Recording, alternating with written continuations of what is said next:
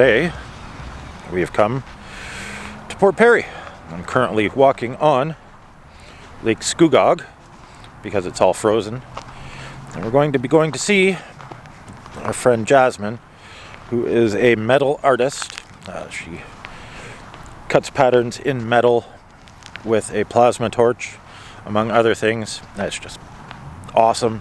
It's badass, I think I can say that. And we're gonna go talk to her. We're gonna go see what she's doing, watch her create some art, and just hang out and watch sparks fly. It'll be awesome.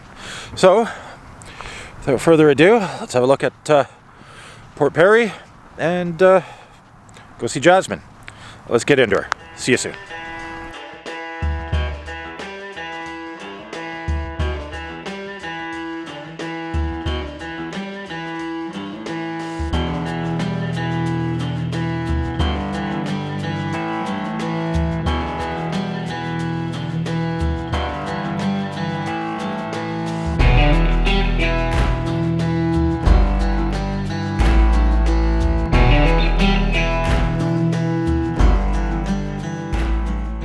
My name's Jasmine Rutschman. I'm a Canadian metal artist. I'm from Port Perry, Ontario. I've been doing artwork since I was in high school. My dad's a welder. He showed me how to use the tools in his shop, and I applied it towards art, and that's how I got into it.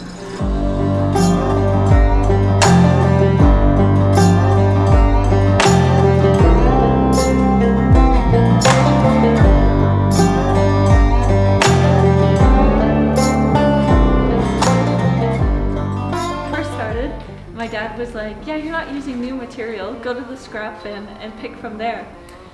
So when I did that, I started to realize the reclaimed materials had a really interesting story to tell, and also what else is old and metal that I could work on.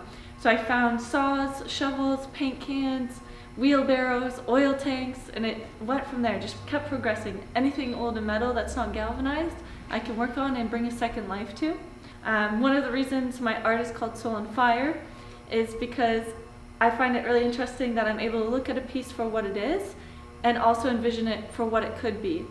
And I see that in people's lives as well. When I cut away what no longer serves the piece, I'm able to create it and transform it into an entirely new piece of art. If we let go of things that we're holding on to, we can also find beauty in our lives when we live in the present and focus on the future.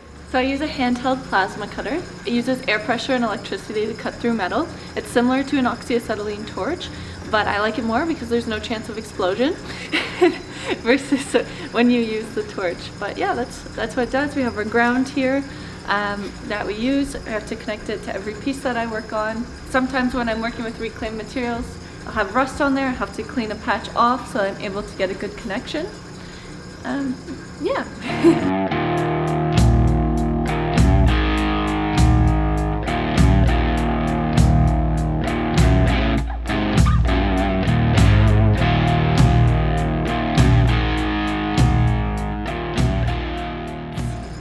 This is my life, but I'm also a model, and I read a lot of books and podcasts, and I just love personal development and growing and doing new things and learning new things. That's really important to me. I go to conferences around the world, attending personal development, networking, and meeting new people, and yeah.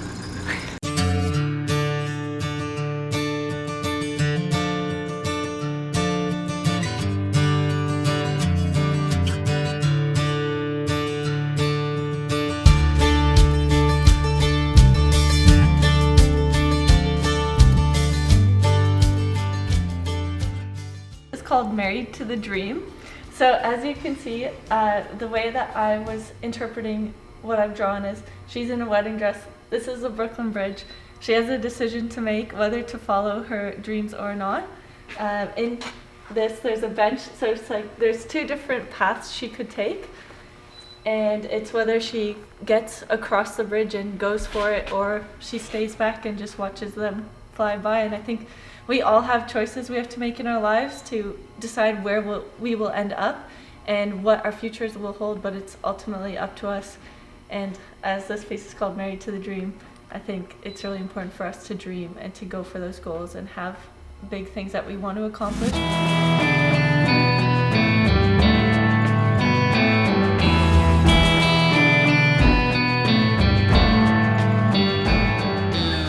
Want to change the world, because ultimately we'll be able to leave the world a better place than we found it. And that's definitely one of my goals.